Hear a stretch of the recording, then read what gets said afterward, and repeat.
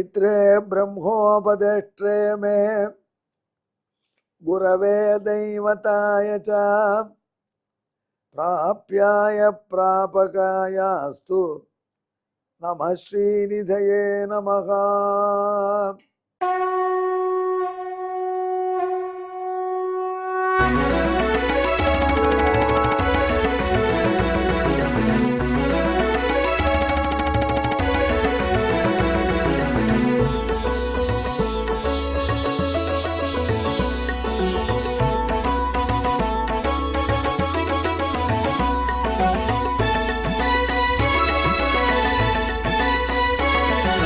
सहस्रनामं सहस्रनामं श्रीवेङ्कटेश सहस्रनामं सहस्रनामं सहस्रनामं श्रीवेङ्कटेश सहस्रनामम्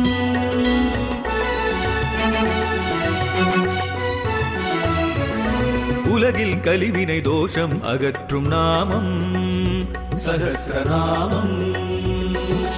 உயர்வுகளை வாழ்வில் அளிக்கும் நாமம் சஹஸ்ரநாமம். திருமலையில் தினம் அர்ச்சனை நடைபெறும் நாமம் சஹஸ்ரநாமம். திருவேங்கடனின் தரிசனம் காட்டும் நாமம் சஹஸ்ரநாமம்.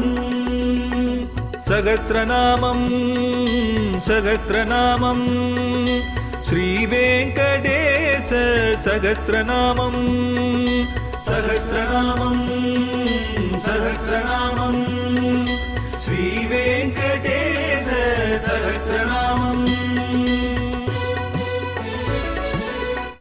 அன்பர்களே வணக்கம்.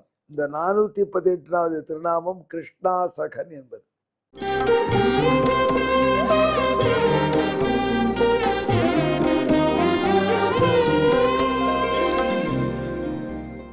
இந்த வெங்கடேஷ திவ்ய சஹஸ்ரநாமத்தில் உள்ள மீதி திருநாமங்கள் எல்லாம் ஒரு பகுதி.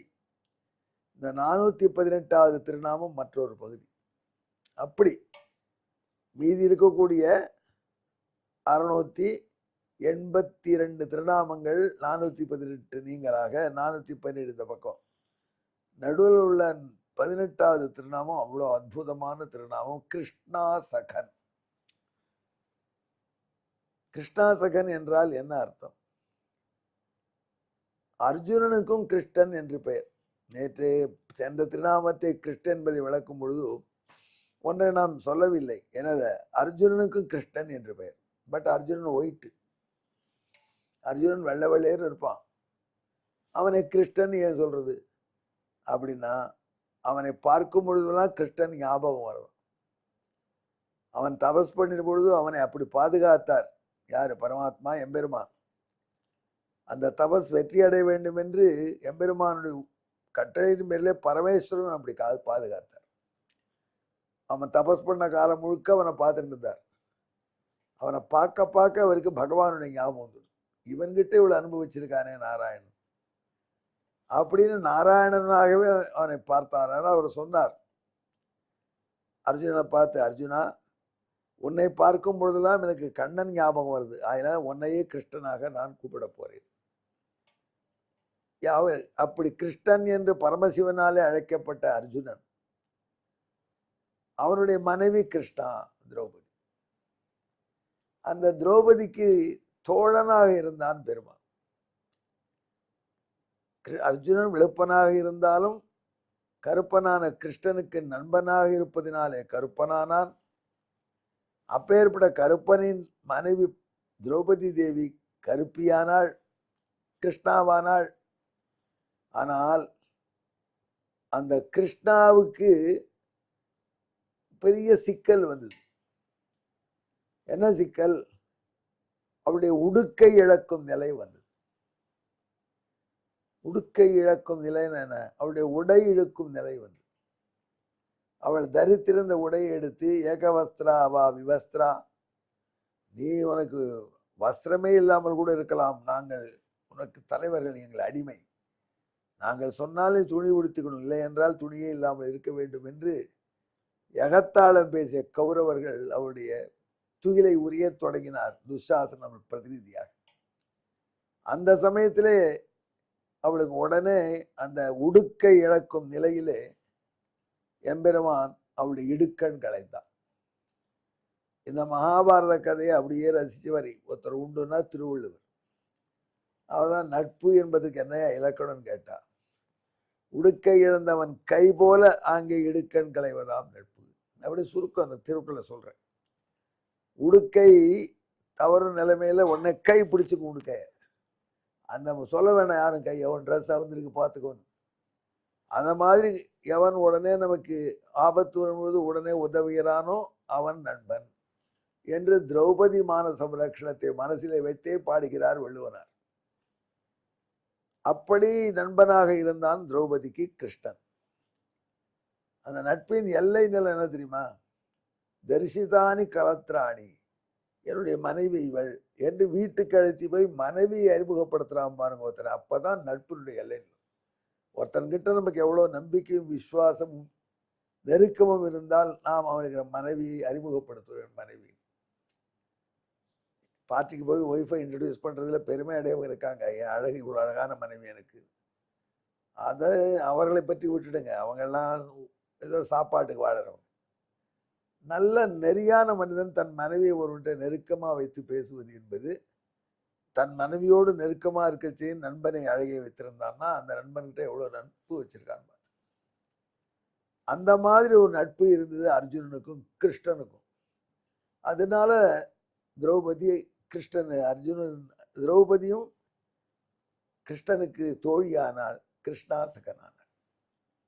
எப்படி குகப்பெருமாள்கிட்ட சொன்னான் ராமபிரான், இந்த சீத்தை உனக்கு தோழி, நான் உனக்கு தோழன், நீ எனக்கு தோழன் என்று சொன்னான். அதே போல் திரௌபதியை கிருஷ்ணன் தன் தோழியாக பாவித்தான். ஆகையினால கிருஷ்ணனுக்கே கிருஷ்ணாசகன் என்று பெயர். அம்மா இந்த நாமத்துக்கு என்ன அவ்வளோ பெருமை சொன்ன நீ? அதுன்னு வரவே மாட்டேங்குது, 5 நிமிடம் ஆயிடுது அப்படிங்கிறீங்களா? ஆண்டாள் ஒரு பாட்டு பாடுறான், கூடாரை வெல்லும் சீர் கோவிந்தா, கூடாரை வில்லும் சோர் சீர் கோவிந்தா, உந்தன்னை பாடிப்பறை கொண்டு யாம் பெரும் சம்மானம் நாடு புகழும். நாடு புகழும், உலகம் முழுக்க கொண்டாடும்படியான பெருமை எங்களுக்கு தரணும். உலகம் முழுக்கன்னா என்ன உலகம்னா, எங்கள்கிட்ட பொறாமப்படுறோம் வயிறு எரியும்படியான வாழ்க்கையை தரணும். அதான் வாழ்க்கை. எதிர் வீட்டுக்காரர் நம்மளை பார்த்து பொறாமப்படலைன்னா என்னையா லாபம்? அவ்வளோ பணம். அந்த ஆளுக்கு 4 டெலிஃபோன் கனெக்ஷன் இருக்குது, 8 செல் இருக்குது, 6 கார் இருக்குது, 2 கார்டனர் இருக்கான், பகலில் ஒரு தோட்டக்காரன், ராத்திரிக்கு ஒரு தோட்டக்காரன், சமையல் இருக்குது, சமையல் பகலில் ஒருத்தன் புலால் சமையல்காரன் ஒருத்தன், சைவ உணவு சமையல்காரன் ஒருத்தன். ஆள் மனுஷன் ஒரு வேறு வச்சிருக்கான், அதனால 2 பேர் வைக்கல. இப்படியெல்லாம் ஒருத்தனுக்கு சமிருத்தியா என்று எதிர் வீட்டுக்காரன் பொறுமையா வாழ்ந்தால்தான் சுவாமி வாழ்க்கை. ஆஹா, அப்படி ஒரு வாழ்க்கை இருக்கா? அப்படிதான் சாதாரண மக்கள் நினைப்பார். அந்த மாதிரி உயர்ந்த வாழ்க்கை எதிரி வயத்துல நெருப்பு பத்த வைக்கணும் வாழ்க்கை. அந்த மாதிரி வாழ்க்கையை கொடுக்கிற தோழன் தான் நல்ல தோழன். அந்த மாதிரி வாழ்க்கை எம்பெருமான் இருக்கு தங்களுக்கு பாண்டவர்களுக்கும் தனக்கும் நடுவில் காண்பிச்சு வச்சான் சஞ்சயனுக்கு. மகாபாரதத்தில் ஒரு காட்சி, பாண்டவர்கள் அஜ்ஞாதவாசம் முடிந்து வந்து தூது விட்டால் ராஜ்யத்தை கொடுன்னு. திருதராஷ்டிரன் பார்த்தான், தன்னுடைய பிள்ளைகள் கொடுக்குற மனசுல இல்லை. ஸோ அவனுக்கு தர்மம் தெரியும், கொடுக்கணும்னு, இருந்தாலும் கொடுக்க இஷ்டப்படலை. அதுக்காக சஞ்சயன் என்று தன்னுடைய கிளாஸ்மேட் கம் டிரைவர் அவனை பாண்டவர்கள் அவர்கள் உபப்புலாவியங்கிற உள்ள தங்கியிருக்கான், அங்கே அனுப்பிச்சான். அவர்கிட்ட போய் சொல்லு, தர்மத்தினால் ராஜாவரத்தையும் உன்னால முடியாதுடா. ராஜான்னா எவ்வளோ பொய் சொல்லணும் தெரியுமா? அதெல்லாம் உன்னால முடியாது கண்ணா, நீ பேசாம காட்டிலேயே சௌக்கியமா இருந்துடு என்று சொல்லி அனுப்பிச்சான். திருதராஷ்டிரனுடைய ஆசை பார்த்தீங்களா? தர்மபுத்திரி மீண்டும் காட்டுக்கு போயிட்டா ப்ராப்ளமே இல்லை, தம்பிள்ளையும் சௌக்கியமா இருப்பான், பாரதம் வராது என்று அவன் யுத்தமும் வராதுன்னு நினைச்சான். தர்மபுத்திரர் சொல்லிட்டார், இதுலேருந்து என்ன தெரியுது, அப்பா தர இஷ்டப்படலை, இனி வேற வழியில் போகிறது, பெரியப்பா தரப்போறதில்லை, இனி போகிறதான்ட்டான். அப்படி போர் பண்ணா தர்மபுத்திரன் பழைக்க மாட்டேன், தப்பிக்க மாட்டேன் அப்படின்னு சொல்லி அனுப்பிச்சிருக்கான். யார்? திருதராஷ்டிரன். அவ்வளோ பயில் என்கிட்ட இருக்கு, முதல்ல உங்க பிதாமகன் பீஷ்மரை ஜெயிக்க முடியுமா? அவர் தானே நினைத்தாலே உயிரை விட மாட்டார். அப்படிப்பட்ட சேனாவில் இருக்க சைன்யத்தை எப்படி தோக்கடிக்க முடியும்? இதெல்லாம் இன்டைரக்டாக சொல்லி அனுப்பிச்சிருக்காங்க. எங்கள் வலிமை பார்த்து பேசாமல் யுத்தம் பண்ணாமல் போயிடுது. இதை சஞ்சயன் அதெல்லாம் சொல்லிட்டான் தர்மர்கிட்ட. கிருஷ்ணன் நம்ம பக்கத்தில் இருந்தார். மறுநாளைக்கு சஞ்சயன் விடை பெறப் போகிறான். இவா சொன்ன செய்தியை சொல்ல போகிறான். இதான் போய் சொல்லலாமான்னு தர்மர்கிட்ட கேட்டான். ஆமாம், போர் தான் விட்டார். பீமன் சொன்னான், வரியில் பெரியப்பா போரை ஈடுபடுத்தினார், போர் பண்ணி தான் ஆகணும்னா அதிசயமா. அவனுக்கு போரில் இஷ்டம் இல்லாதபடியும் போர் தானே தலைமையில் வந்த அப்படி சொல்லிட்டான். 2 பேரும் சொன்ன பிற்பாடு அர்ஜுனன் என்ன சொல்றார் என்று சஞ்சயன் கேட்டான். அர்ஜுனன் அங்கே ஸ்பாட்ல இல்லை. அர்ஜுனன் இல்லை, நகுல சகதேவர்களும் எங்கள் கருத்து தான் சொல்லிட்டான். அர்ஜுனன் எங்கே, கிருஷ்ணன் எங்கே, அவர்கள் கருத்தை தெரிந்து கொண்டுதானே போக வேண்டும். நான் சஞ்சயன், சாரி, அர்ஜுனனையும் கிருஷ்ணனையும் தாங்கள் பார்க்க முடியாதுன்னு சொன்னார்கள். ஏன்னா அவர்கள் 2 பேரும் தனிமையில் இருக்கா. அர்ஜுனன் கிருஷ்ணன் ஒரு ரூம்ல இருக்கா. வாசலில் ஒரு போர்டு போட்டு டோன்ட் டிஸ்டர்ப். அங்கே ஒரு காவல்காரன் உட்காந்துருக்கான். யாரான்னு டிஸ்டர்ப் பண்ண ஆசைப்பட்டா இன்டர்காம் எடுத்து சொல்கிறான், இவர் வந்துருக்கா உள்ள விடலாமான்னு. விடலாம்னு சொன்னா தான் விடலாம். யாரையுமே விட சொல்லல. அபிமன்யு வந்து போய் மாமாவையும் அப்பாவையும் தரிசனம் பண்ணணும்னா அபிமன்யு வந்திருக்கான், இளவரசன் அனுப்பலாமான்னு கேட்டான். இன்டர்காம்ல வாசல் உட்காடுவோம், நோன்ட்டான். அதே மாதிரி போனான் சகதேவன்னோ, அதே மாதிரி நகுலன் போனான்னோ. நீ எப்படி போக முடியும் சஞ்சயன்? நான் ட்ரை பண்ணுறேன்னு சஞ்சயன் போனான். அந்தப்புறத்துக்கு எப்படி போகணுமோ கால் வரை மூடிய ட்ரெஸ்ஸோடு போனான்னு வியாசர் நினைக்கிறார். பர்முடாஸ் எல்லாம் போட்டு போகல, ஒழுங்காக போனான். அந்தப்புறத்துக்கு போகிறான். அந்தப்புறத்தில் வாசல் இருந்து சஞ்சயன் வந்திருக்கான், வரலாமான்னு கேட்டான். வா. அபிமன்யுக்கு இல்லாத உரிமை நகுல செய்வதற்கு அதில் சலுகை சஞ்சயனுக்கு. ஆச்சரியமா இருந்து காவல்காரனுக்கு அனுப்பிச்சிட்டான். அங்கே அவன் பார்த்த காட்சி என்ன? கண்ணபிரான் அர்ஜுனுடைய மடியில் தலை வச்சு படுத்திருக்கான். அர்ஜுனன் ஒரு காலை நீட்டி போட்டிருக்கான். அந்த கால் திரௌபதியின் மடி மேல இருக்கு. கண்ணபிரான் அர்ஜுனன் தலை மீது மடி வச்சிருக்கான். அந்த கண்ணபிரான் வந்து சத்யபாமான் மடி மீது தலை வச்சிருக்கான். அவனுடைய திருவடி அர்ஜுனுடைய தொடையில் இருக்கு. சத்யபாமடியில் தலை வச்சு கண்ணன் படுக்க, கண்ணன் திருவடி அர்ஜுனன் தொடையில் இருக்க, அர்ஜுனன் நீட்டிய கால்கள் திரௌபதியின் தொடையில் இருக்கு. அவ்வளோ நெருக்கமாக பேசிட்டு இருக்கான். பார்த்தான் சஞ்சயன். அவனுக்கு மெசேஜ் புரிஞ்சுடுத்து. என்ன, எவ்வளோ நெருக்கமாக இருக்கும் பார்த்துக்கோ. அந்த நெருக்கம் இருக்கும்போது திருராஷ்டிரம் ஒன்றும் பண்ண முடியாது. அரைஞ்சு படிச்சு ஓடி வந்துட்டான். அதைத்தான் நாடு புகழும் பரிசினால் நன்றாக நாச்சியார் சொல்கிறாருன்னு ஆச்சாரியர்கள் அனுபவிக்கிற ரொம்ப அழகான அனுபவம். அந்த நாள் தான் திரௌபதிக்கு நண்பன் என்ற திருநாமம் நாரத பகவான் கிருஷ்ணனுக்கு கொடுக்குறார். எங்கள் அப்பன் வெங்கடேஸ்வரன். இந்த திருநாமத்துக்கு இதுவே நாம் சொன்னதுக்கு சமஸ்கிருத அடிப்படை ஸ்லோகம்.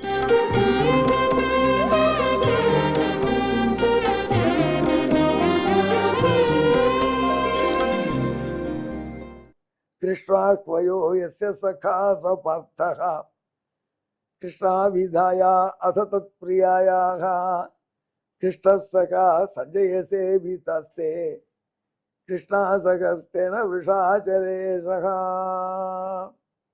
அன்பர்களே, இப்படி நம்ம உரிமை கொடுத்து காத்தருள்வான் வெங்கடமுடையான்.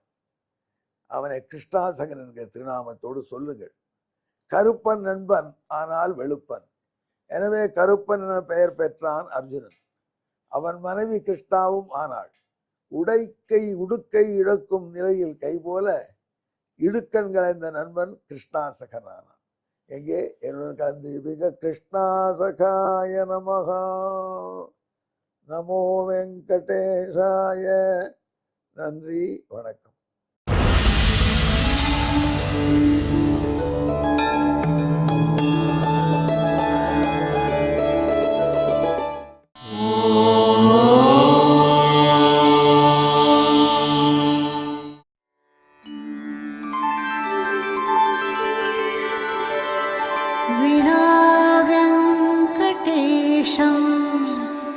ननाथो ननाथः सदा वेङ्कटेशं स्मरामि स्मरामि.